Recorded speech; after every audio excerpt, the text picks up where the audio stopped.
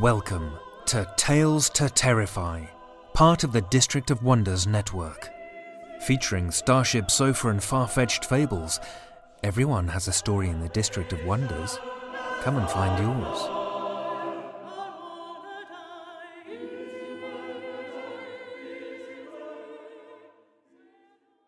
Good evening, children of the night. I had a bit of a thought that I'd like to run past you for a measure of interest. Way back in Larry's time with the podcast, there would be special content. Lights Out with Sylvia Schultz, you might remember, and Tour of the Abattoir. I liked them, but also thought that it'd be best that the short fiction podcast feature short fiction exclusively, or nearly exclusively. I continue to hold that opinion that if you're listening to a regular episode of Tales to Terrify, the majority of the content in the episode should be fiction. However, I did like Lights Out, and I did like Tour of the Abattoir. Sylvia Schultz still has Lights Out as her own podcast for those of you who miss it. What I'm asking for your feedback would be, if we had special episodes in addition to our standard ones, what would you think would be interesting? Personally, my answer would be some sort interviews with authors like Philip Oldham had managed to wrangle for us some time ago, and also interviews with some of our regular narrators. Who are they? What are their interests beyond their bios that we read? How do they produce what they create? What are their dreams, and what's next for them? When I was a listener, and then in my early days as a narrator, I'd have absolutely loved to have heard a narrator explain their process for recording and tips for making a clean, engaging recording. And I think that it'd also be great for a bit of a better understanding of how our podcast is made. The last 2 weeks, I've been encouraging you to leave reviews on iTunes, and I've looked over some of the reviews from years past. There have been a few that I feel like presume that Tales to Terrify has an office, a recording studio, and we sit around in the morning, meeting, drinking coffee, and talking about what sort of things we're going to do with our week. Like maybe I give Ira Glass a friendly nod in the hallway and talk about the weather with Sarah Koenig in the elevator. For those of you that don't know, I've never personally met any of Tales to Terrify's contributors in the flesh, so to speak, or editorial staff either.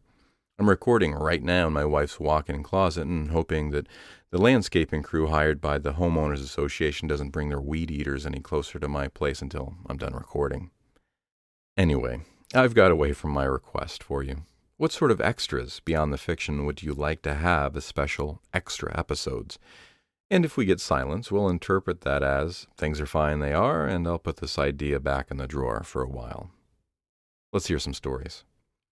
Warm you up, we have a short one to begin our evening. Robin Husen is a writer from Nottingham, England. His work has previously appeared on Daily Science Fiction and An Eye to the Telescope. Find him on Twitter at Reliant_Robin. Here comes Robin Husen's The Hungry Year.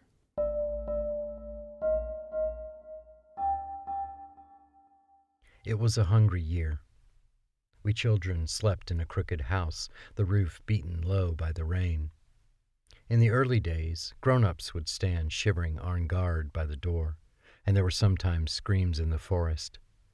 There were fewer screams now, and fewer grown-ups. The village was surrounded by a wall made of sharpened stakes, which leaned outwards. We spent our days hanging round the gate, waiting for the hunters to come home. Mother watched us, her face growing thin as she ran out of ways to stretch the last of the grain a little bit further. "We've got more mouths than spoonfuls," she said. She was long past watching what she told us. When the hunters came, she ran to the gate with the rest of us and stopped and fell silent with the rest of us to let them through. They shuffled in, their heads low, their ponies limping. "There's nothing left," Hans Peter said. He was a tough, stringy man with mud ground into the lines on his face. "They've picked the forest clean for miles." "Well then," Mother said. She had a little axe she used for chopping wood, and she sent one of us to fetch it. She was not really our mother, and the hunters were not really hunters, just the only people left. We helped Mother with the messy work, and then with the cooking, our mouths filling up with spit at the rising smells. The hunters stood around and mourned the loss of their ponies while their stomachs grumbled. That night, we ate and ate until our bellies were tight, and then we lay about on the cookhouse floor, falling asleep and squabbling in turns. The grown-ups ate when we were finished, picking their way between us to fill up their bowls. "It's murder," Hans Peter said, as he shoveled down chunks of wet meat. "Don't be daft," said Mother. "Murder for us. If we go out on foot, then they can track us. They'll smell us coming." "They'll smell you coming," another man said, and the rest of them laughed. "You laugh," Hans Peter said. "You won't laugh when you're dead." "Stay here and starve, then," Mother said. The laughter died until one man belched, a great loud echo from the cave of his belly. We children fell around and clutched at each other. We laughed ourselves empty until the little ones cried and the older ones started to pinch and punch. Mother packed us off, but we couldn't sleep. The laughter bubbled back out, and we bounced up in bed. The joke was we knew Hans Peter was right. The dead didn't laugh. They came back again and walked in the forest. Soon the meat was all gone. There was nothing else for it, the hunters said. They went back out through the gates with heavy feet, pulling their wooden cart behind them. They came back again within the week with Hans Peter in the cart, gray-faced and groaning. They brought nothing else. Mother helped them to lift him into the cookhouse and lay him out. "He won't live," she said when she looked beneath his cloak. "Then you'll do what you have to do," the hunters said. They gathered up their gear and headed out again. Hans Peter looked diminished, like a tree blown down. We took it in turns to watch him and to help wash the red from his wounds. Mother kept her axe on hand. He was slow about dying, and by the end he was no longer Hans Peter, just a colorless thing with rattling breath, built on a framework of bones. Mother had to chop his head off, or he'll be up again by nightfall. He was always a stubborn sort. She pursed her lips at us, and then sent one of us to fetch a mop and another to get a bucket. Afterwards, we ran out to the yard, and we all mimed chopping. We picked up sticks and chopped at each other. The smell of meat started to rise from the cookhouse, and it drove us to a frenzy. The smaller children got pushed down in the mud, and we chopped at them, breathlessly laughing and baring our teeth. Mother set the pot in the middle of us, and we attacked it with our hands. The meat tasted gray, like it had come off a man who'd been dead for days, but we didn't care. Mother ate the last bit of bread while she watched us, chewing it for a long time and swallowing slowly. She never had a bite of meat. It was all for us. "You've got growing up to do yet," she said. But grown-ups never seem to do anything except die, so we didn't want that. That night we were fat and full and slept like puppies all in a heap. But the next day the hunger returned. It was worse than before, as though the meat had eaten us and used up all the goodness from our bodies. The young ones wailed and licked the clean pot. "Get off," Mother said, "or I'll put you in there." She sent us out to play, and we shoved and clawed at each other. The hollowness inside us bit and burned. One small boy fell to the ground, and we set upon him. Mother came among us to break us up. "Little monsters," she told us, not without love. We lurked in the corners, our mouths full of spit. We found her axe. We swung it at each other with whoops and screams. Mother screamed too and ran between us. We clutched at her skirts and started pulling. Some of the little ones bit. Our hands got wet, and the hot copper smell went straight to the pit of our stomachs. The little ones fetched the pot, but we never put her in it. Our hunger was a living thing with a stomach and teeth. Again, we slept full and woke up hollow. We hung around the gate and waited for the hunters.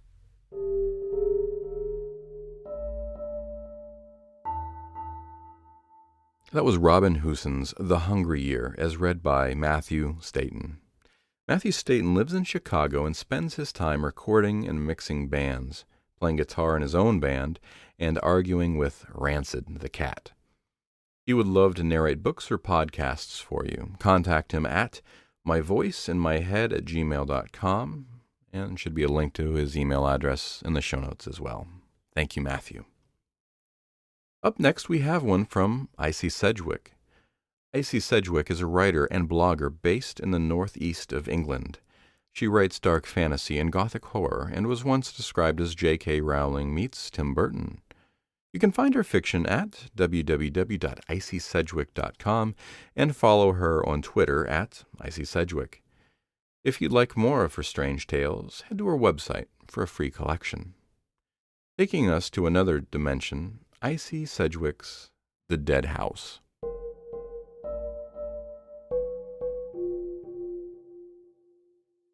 None of the other nurses will venture into the ground floor corridor of the East Wing at night. Not for all the jewels in the Prince Regent's storehouse, they say. Even Martin, the gruff old porter, avoids the corridor, although he claims it's because the chill in that part of the building plays havoc with his joints.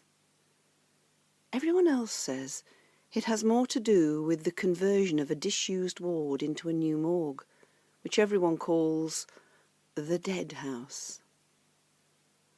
But surely the Dead House is a good thing, I used to ask. It is good that we can determine the true cause of their death. I thought of my own father, whose death under suspicious circumstances could have been investigated and his murderers brought to account. Nonsense, girl. You can't keep the dead from their burial and then be surprised when they walk abroad, Matron would reply. I don't understand such ideas, and I would have thought a woman of usual good sense and intelligence, such as Matron, would have dismissed them herself. But in my 3 months at the hospital, I have learned not to disagree or question Matron.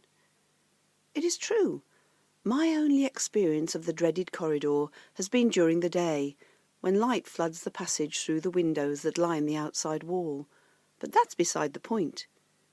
It is only a morgue and a corridor. How bad can they really be by night? In December, my first night shift arrives. At first, the work is no different to usual, as the patients do not respect the chiming clock.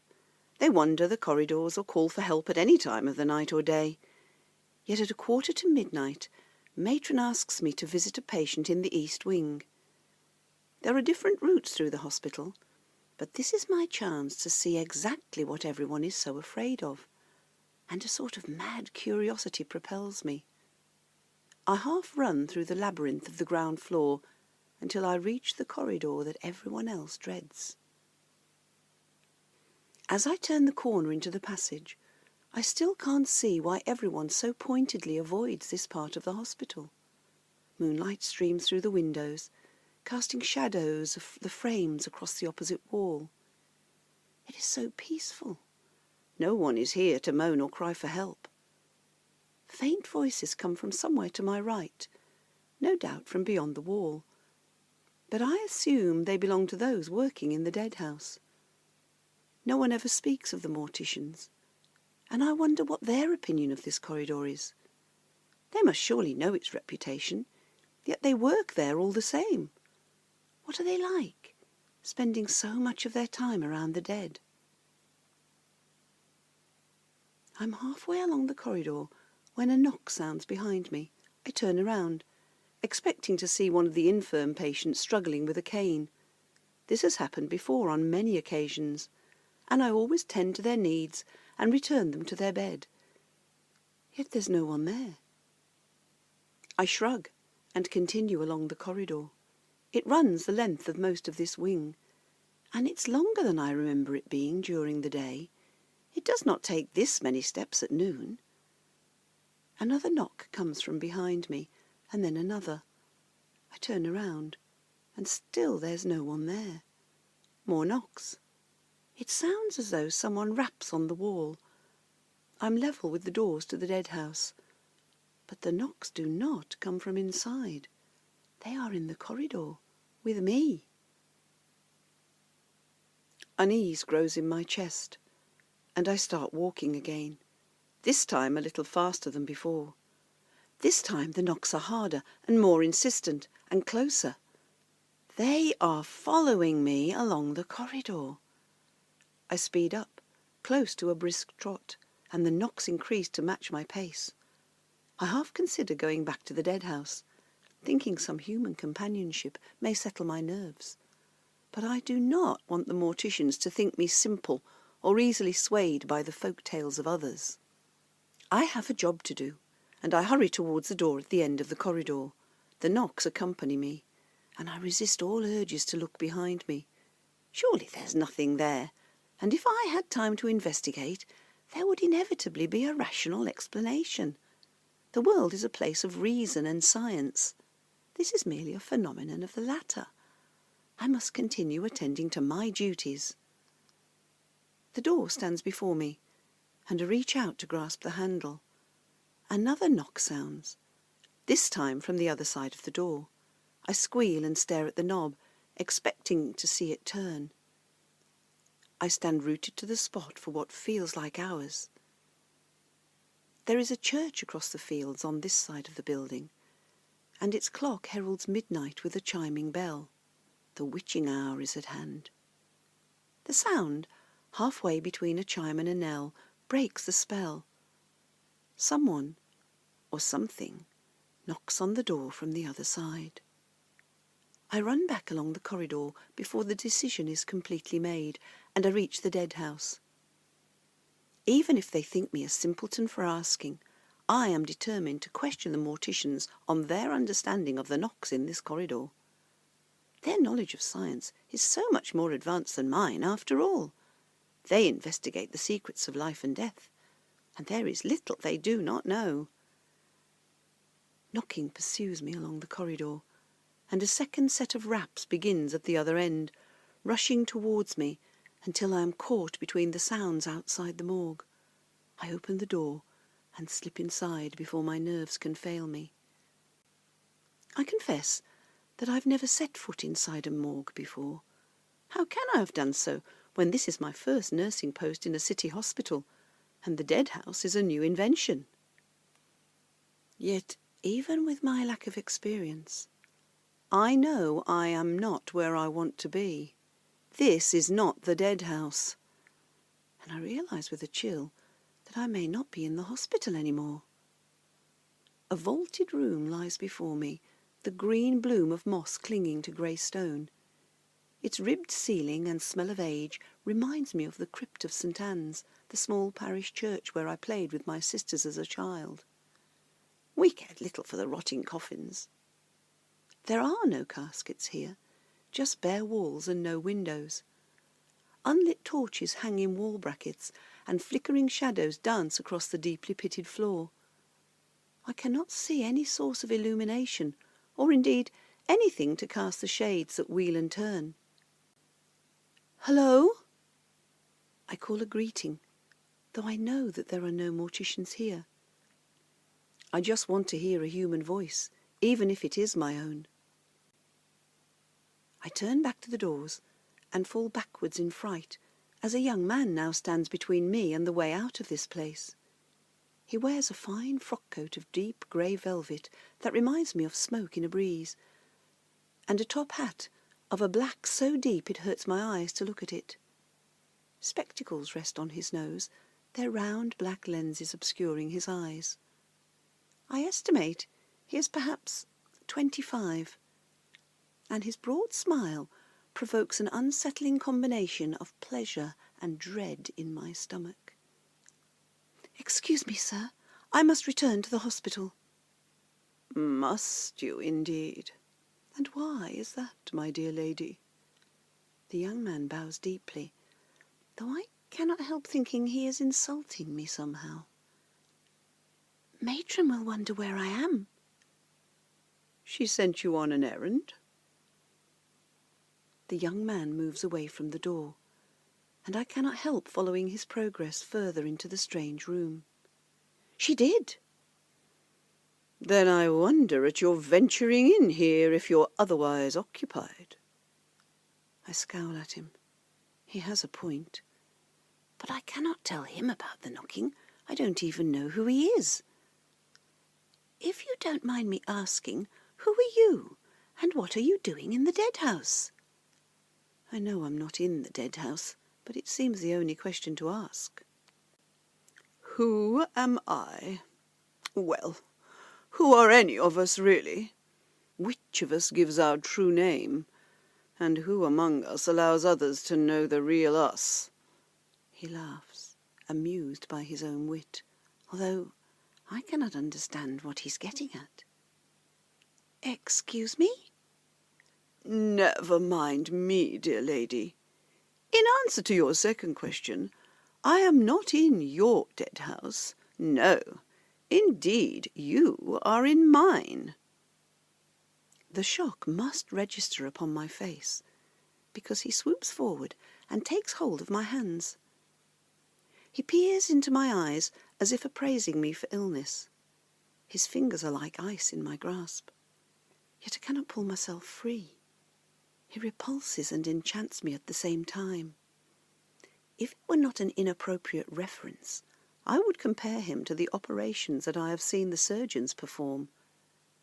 There is a grim beauty to their grisly machinations from which I cannot avert my gaze.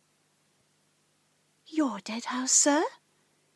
Indeed, dear. Come, let me show you around. Before I can protest, he leads me further into the vaulted room, which turns out to be a corridor. A distinct chill hangs in the air, and I am left with the impression that we are somewhere below ground. What is this place? I told you. This is my dead house. But we are the only ones here. I have yet to hear or see anyone beside ourselves. Ha! How little you know, my dear lady. The young man will not be pressed further, and skips ahead, his fingers still entwined with mine. Our speed gives the impression of flight along the corridor, yet my mind rails against the assumption. How could we move faster than a run without breaking into a swift pace? I wish to know where I am. I try to pull my hand free and do my best to dig in my heels. I manage neither, but the young man stops all the same. I apologize, little one. You do not like this space? I frown, and without warning he places his hand over my eyes. His skin is like ice, yet it also smells cold, damp with the cloying scent of the grave. A second later he removes his hand, and the vaulted corridor has gone. It is replaced with a vast meadow, tall wildflowers casting explosions of colour against the grass. A breeze ruffles their heads, though I can feel nothing on my skin. Clouds scud across the blue sky that arcs above us, though something feels wrong. No birdsong fills the air, and the sun's rays bear no warmth. It is as though I'm walking in a painting, beautiful yet unreal. I expect to run my hands through the flowers and smear the colours. Are we still in your dead house? Indeed we are. Inside or outside, it's all the same to me. Space is space after all. The young man waves his hand around, gesturing to the meadow which stretches as far as I can see, as if this somehow answers my question. My dead house? That is, the dead house I was looking for is a busy place. Morticians work to ascertain why people have died, if it is not immediately obvious. There are always cadavers, and I feel sure there must be equipment. And there are the morticians themselves. I do not end my sentence, sure that he knows what I would like to ask. You want to know why I call this place my dead house, when it so little resembles your own? The previous good humour drains from his expression, and his face is sketched in sharp, hard lines. For the first time, I'm glad I cannot see his eyes behind his impenetrable spectacles. I don't imagine I would like what I find there. Exactly. You're clearly very proud of your dead house, and it is very impressive. I just wanted you to help me understand it better. I sincerely hope my flattery sounds genuine, and he must detect a note of real curiosity in it, for he laughs, and softness returns to his face. He is both handsome in his looks and repulsive in his very air of wrongness. Yet there is something addictive about his laugh, as though it could chase away melancholy and conjure genies. I am a mortician of sorts, a mortician, and a musician. I too investigate the dead, and I lead them on such a merry dance. He demonstrates a little jig, but his grin reminds me of the macabre woodcuts that my particularly morbid aunt would always bring out whenever I paid a visit. There is something of the goblin about him. I asked this earlier, and you didn't answer my question, but I think I've been exceptionally patient, particularly when I have no idea where I am and why I'm not in the hospital anymore. Exactly who are you? I narrow my eyes and peer at him, as if this may strip away his facade and allow me to see who or what he really is. Many of my fellow nurses would have fainted clean away by now, but I fancy myself to be of hardier stock. Besides, this jaunt through a world that cannot possibly be real is still preferable to scrubbing bedpans. I go by many names, my dearest one. In fact, I have so many I cannot even remember which one was the first. But all you need to worry with at present is that you are in my dead house, and I am the closest I think you will get to encountering a mortician. He turns and skips away from me, the wild flowers bowing to provide him with a clear path. They spring back up behind him, leaving me to push my way through. They leave no pollen or fallen petals on my skirts, and I conclude that if I were to sniff one, I would smell nothing. I pinch the head from what I believe to be a poppy and slip it into my pocket, determined to examine it more closely when I return to the hospital. That is, if I return to the hospital. If this is a dead house, then where are the dead? I call after him, hoping that he can hear me above the abysmal tune he has begun to whistle. They are all around you, my love, he calls over his shoulder to me, and pauses to allow me to catch up. I cannot see anything. The young man frowns again and places his hand over my eyes. This time I reach up and my fingers fasten around his own, but the sensation is too unpleasant, and I let out a small whimper. The young man chuckles and removes his hand, disentangling himself from my grasp. He appears as repulsed by my touch as I am by his. The meadow is replaced by a lofty ballroom, its walls lined with mirrors. Candles nestle within the chandeliers, crystal droplets reflecting tiny flames, as if the ceiling were crawling with fireflies. We are not alone. The ballroom is filled with hundreds, if not thousands, of men and women, all wearing elegant frock coats or magnificent dresses. The women wear their powdered wigs sculpted into fantastic forms, while the men wear more subtle wigs of delicate curls. I recognize this sort of garb from an earlier decade. These people look magnificent, but they are ever so slightly out of date. They all wear masks, and their dead eyes peer towards me. Do not pretend that this is also your dead house. I cannot stop myself from admonishing the young man, now dressed in a black frock coat, tricorner hat and breeches. His spectacles have been replaced by a mask, yet I still cannot see his eyes. But of course it is. And you wanted to see the dead. Here they are. Well, Some of them. I couldn't possibly fit all of them in here." The young man snaps his fingers, and somewhere within the room a string quartet bursts into life. The crush of people surrounding me loses interest, and I find myself among dancing couples, too intent on intricate footwork to notice a young woman in a nurse's uniform. I dip and dodge to weave through the dancers and pursue the young man. I am tired of his finery, and the scenes to which he would have me bear witness. I wish to return to work.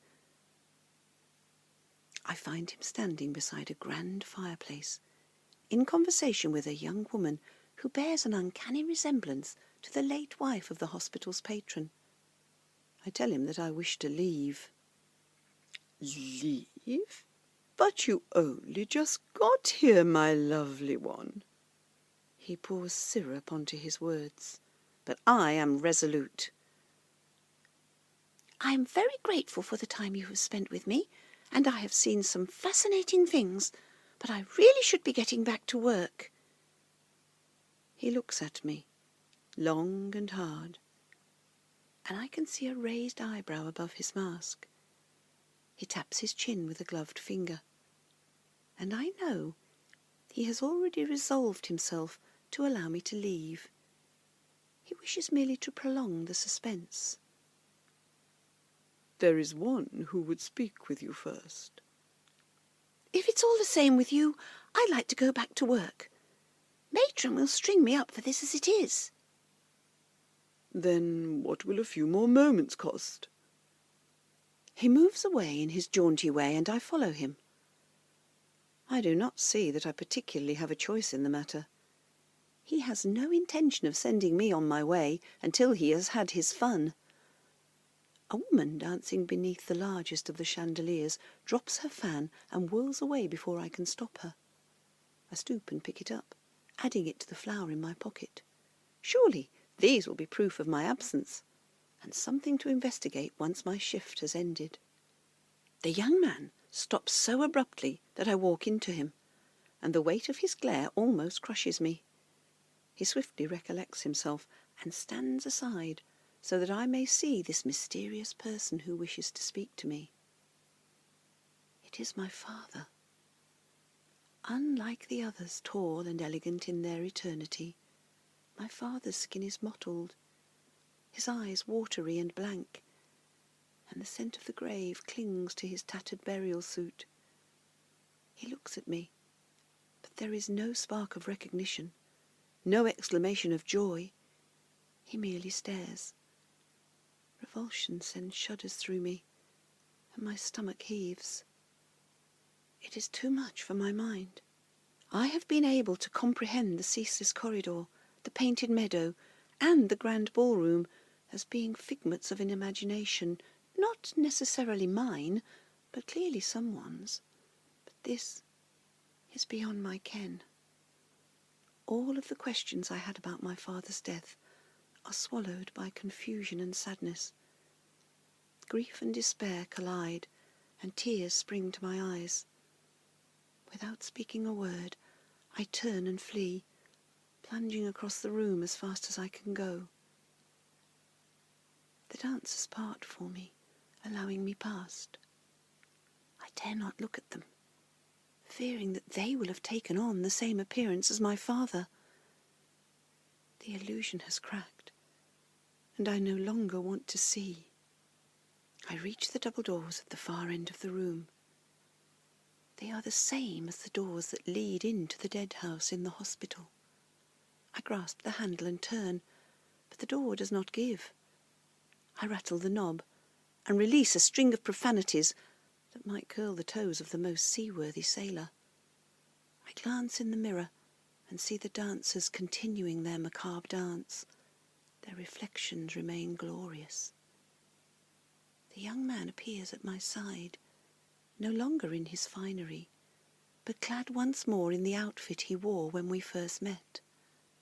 The ballroom disappears, replaced by the vaulted room in which I first encountered him. "You were not pleased to see your father?"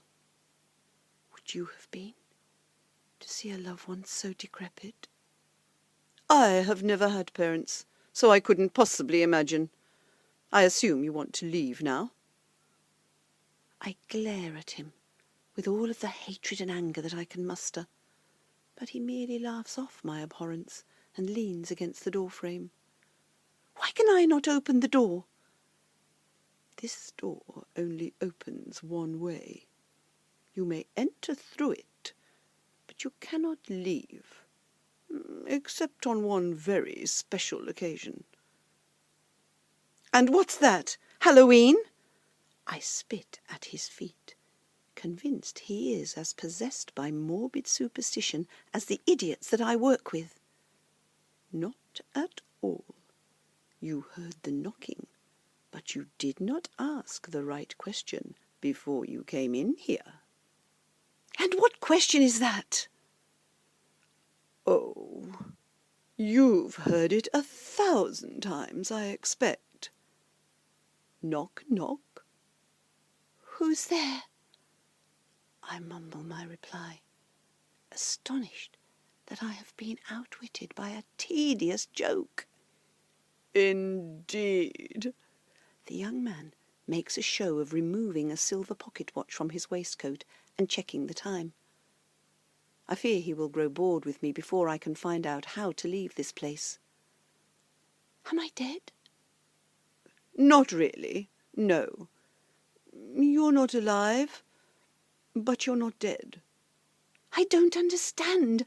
I'm getting so tired of your riddles and half-truths." Anger clenches my hand into a fist, and I slam the door behind me.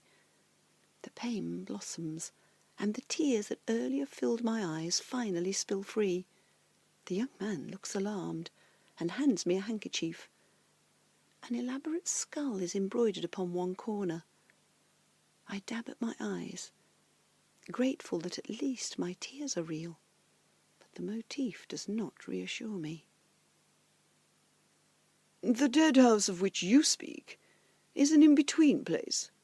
The dead are not truly dead until they are buried, but nor are they alive. My dead house operates along the same lines, and the boundary is not so permanent. My door swings both ways, as it were." He rests a hand upon my shoulder, but I am too upset to recoil. His touch is oddly comforting, even if his presence continues to unsettle me. "It does? So how do I get back?" "Keep knocking. When someone asks the right question, you can go." With that, he is gone. He takes with him the vaulted room and leaves me sitting on a beach.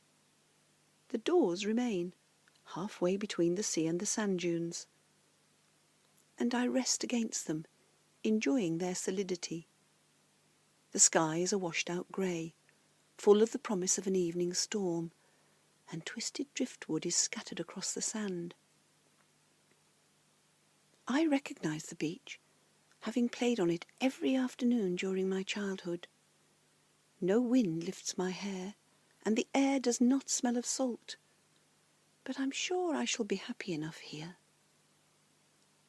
I remain seated for a little while longer, lost in my memories, until I remember what the young man said. I pull myself up and stand at the door. I make a fist and knock. Once, twice, 3 times. As many times as it takes to get an answer.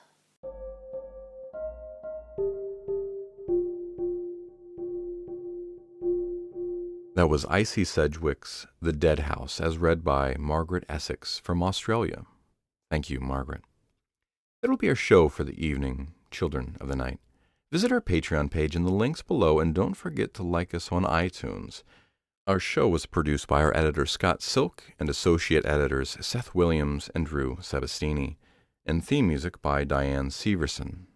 Join us again next week for another episode of Tales to Terrify. This presentation has been brought to you by the District of Wonders Network, dedicated to podcasting the finest genre fiction.